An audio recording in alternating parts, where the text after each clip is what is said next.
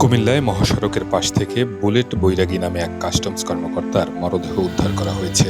চট্টগ্রামে প্রশিক্ষণে গিয়ে ফেরার পথে নিখোঁজ হওয়ার ১২ ঘণ্টা পর শনিবার সকালে ঢাকা চট্টগ্রাম মহাসড়কের কুমিল্লা কোর্টবাড়ি এলাকার একটি হোটেলের পাশে ফুটপাত থেকে তার মরদেহ উদ্ধার করে ময়নামতি হাইওয়ে থানা পুলিশ।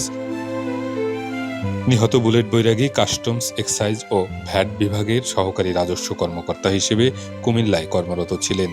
চট্টগ্রামে তিনি ৪৪তম বুনিয়াদী প্রশিক্ষণ নিচ্ছিলেন। তার বাড়ি গোপালগঞ্জ জেলায়।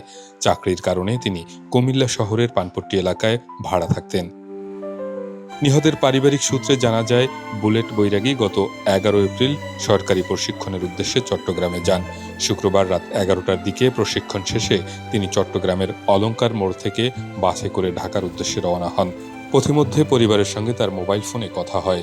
সবশেষ রাত ২টা ২৫ দিকে তিনি ফোন করে জানান তিনি কুমিল্লা নগরীর টমসম ব্রিজ চৌরাস্তার মোড়ে পৌঁছেছেন। কিন্তু এরপর থেকেই তার সাথে আর মোবাইলে যোগাযোগ করতে পারছিলেন না পরিবারের সদস্যরা। পরে সকালে কোটবাড়ি বিশ্ব রোড এলাকায় একজনের মরদেহ উদ্ধার হয়েছে এমন খবর পেয়ে ময়নামতি ক্রসিং হাইওয়ে থানা পুলিশ বুলেট বৈরাগীর মরদেহ শনাক্ত করেন। স্থানীয় জনগণের মাধ্যমে সংবাদ পেয়ে আমার মোবাইল টিম ঘটনাস্থলে উপস্থিত হয়ে মৃতদেহটি গ্রহণ করে। পরবর্তীতে মৃতদেহ আমাদের ময়নামতি হাইওয়ে থানায় নিয়ে আসা হয় এবং তার পরিবার এবং শনাক্তকরণের চেষ্টা করে এক পর্যায়ে আমরা জানতে পারি উনি কাস্টমস কর্মকর্তা, বিবির বাজারে কুমিল্লাতে কর্মরত আছে। ওনার দেশের বাড়ি গোপালগঞ্জের টঙ্গিপাড়ায়। ওনার নাম হলো যে বুলেট বৈরাগী। ওনার বাবা হলো সুশীল বৈরাগী। ওনার বয়স হলো ৩৫।